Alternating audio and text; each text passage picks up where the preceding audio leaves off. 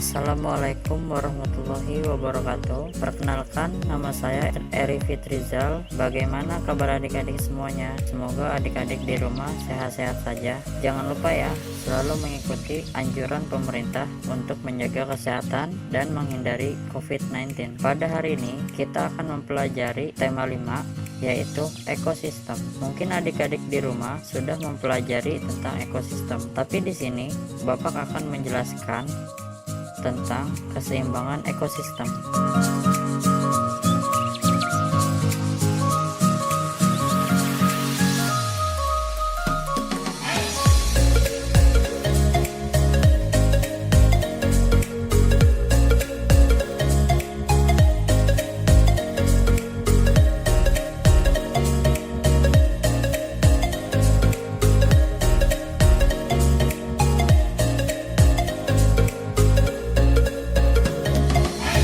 Ekosistem merupakan hubungan timbal balik antar makhluk hidup atau antar makhluk hidup dengan lingkungannya. Ekosistem terbagi menjadi 3. Yang pertama, satuan-satuan penyusun ekosistem. Yang kedua, komponen-komponen ekosistem. Yang ketiga, macam-macam ekosistem. Satuan penyusun ekosistem terbagi menjadi 3. Yang pertama, individual. Yang kedua, populasi.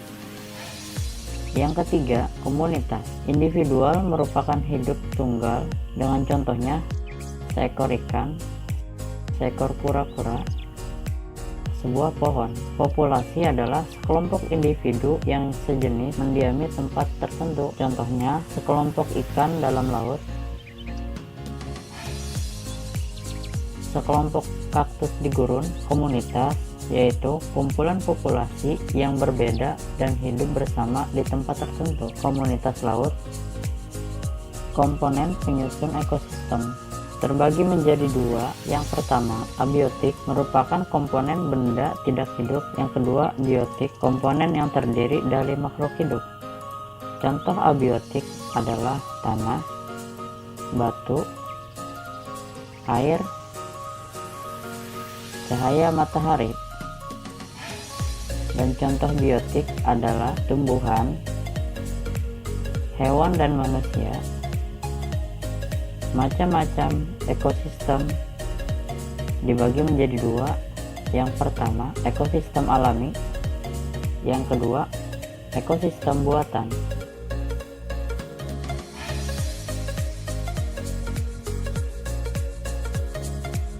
Itu tadi adalah penjelasan tentang ekosistem, dan sekarang Bapak akan menjelaskan tentang keseimbangan ekosistem.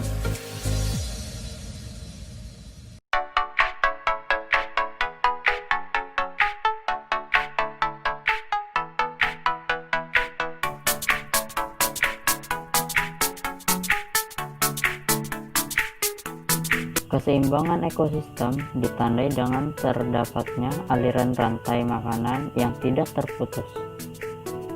Faktor yang dapat mempengaruhi keseimbangan lingkungan. Yang pertama, faktor alam. Yang kedua, faktor manusia. Faktor alam mempengaruhi bencana alam. Faktor manusia mempengaruhi penebangan pohon, pemburuan hewan, kegiatan pertanian, pembuangan limbah, pencemaran lingkungan. Faktor alam atau bencana alam.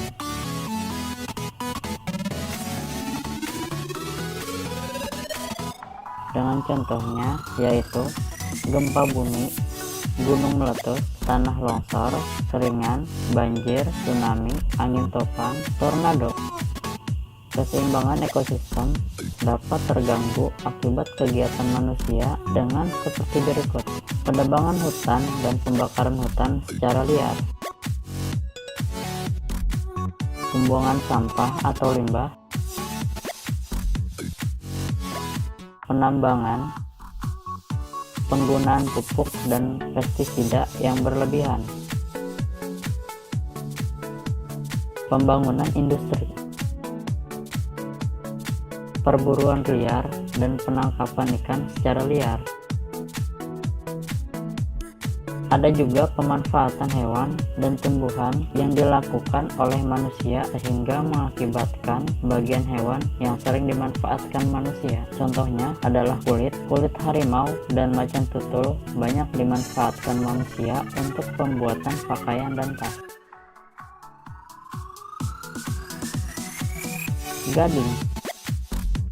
Gading gajah banyak dimanfaatkan untuk pembuatan benda seni atau hiasan yang bernilai tinggi.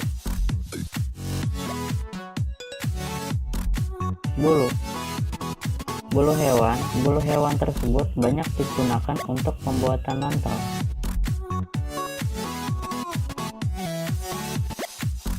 Lalu, bagian tumbuhan yang sering dimanfaatkan manusia. Hampir semua bagian tumbuhan dapat dimanfaatkan, terutama batang.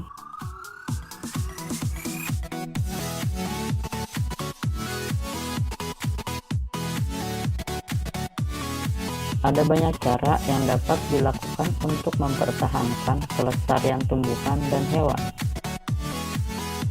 Membangun atau memperluas cagar alam dan marga satwa. Rebuisasi, membudidayakan tumbuhan dan hewan langka. Tidak menggunakan pakaian dari bagian tubuh hewan yang dilindungi. Memboikot penjualan hewan liar. Melarang penebangan liar dan penegakan hukum yang tegas. Melibatkan peran serta masyarakat. Di dalam keseimbangan ekosistem, ini memiliki hubungan dua antar makhluk hidup atau lebih. Dua makhluk hidup atau lebih ini saling membutuhkan satu sama lain, baik sebagai produsen makanan atau konsumen.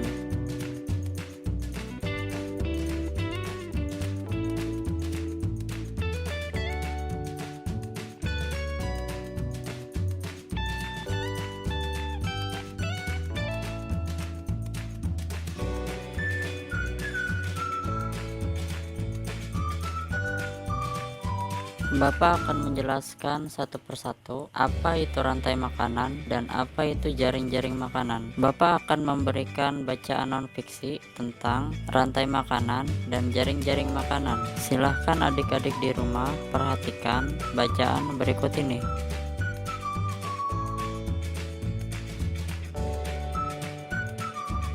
Rantai makanan adalah peristiwa makan dan dimakan antar makhluk hidup dengan urutan tertentu.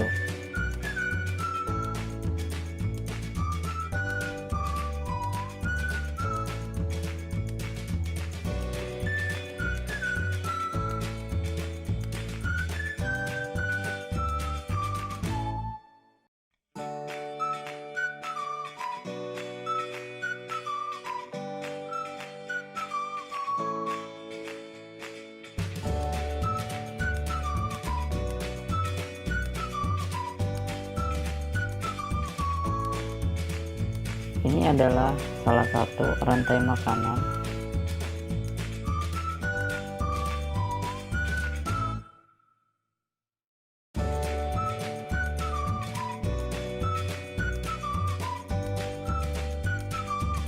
Jaring-jaring makanan adalah gabungan dari rantai-rantai makanan yang berhubungan dan dikombinasikan atau digabung. Ini adalah salah satu contoh gambar jaring-jaring makanan.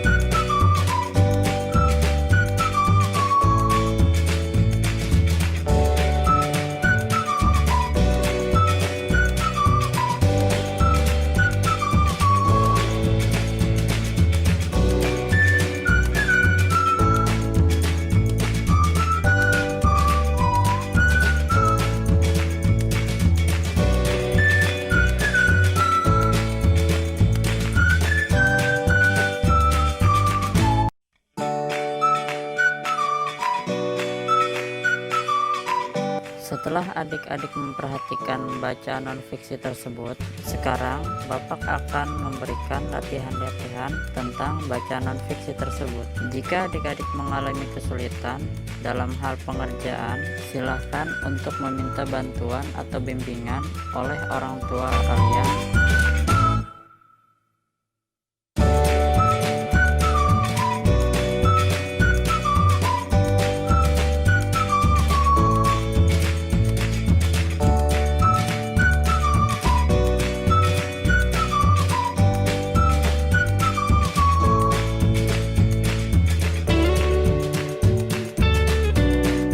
Bagaimana adik-adik latihan yang Bapak berikan? Mudah kan?